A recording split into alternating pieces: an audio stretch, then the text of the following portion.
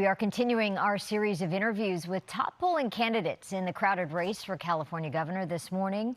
KTLA's Rose Ramos reports. She sits down with billionaire businessman and environmentalist Tom Steyer.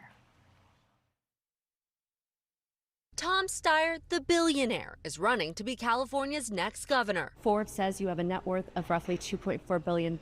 I bring this up because you would be representing many people who are unfortunately tell us they are living on the brink of homelessness. And I think people wonder if you know what that's like. So do you know what it costs to buy a bus ticket in Los Angeles? Depends where you're going. To me, the real question that Californians are asking, can we trust you to absolutely represent us with no conflict and take on the special interests who are crushing us? The answer is, I can do that. When it comes to the Billionaires Tax Act, billionaires paying a one-time 5% tax being proposed by a healthcare workers union, are you for or against it? I am for taxing billionaires. I have said, and it's true, that I have issues with the way this specific tax is designed. It's a one-time tax. This is not a one-time problem.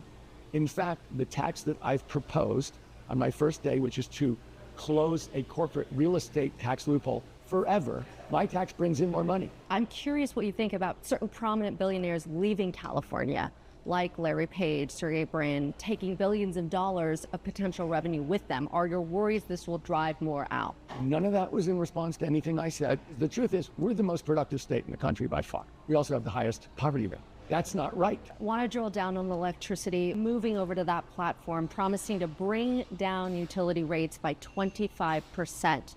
You say you'll do that in part by breaking up the monopoly power being held by a few utility companies. So can you explain exactly how that works?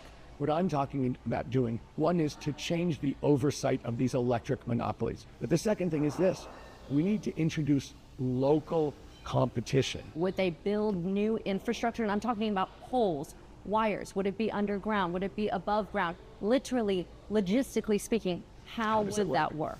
What we're talking about doing is allowing people to generate their own electricity and sell it in their local area using the existing wires. I think the question is how. You know, we have an enormous number of flat roofs in California, an enormous number.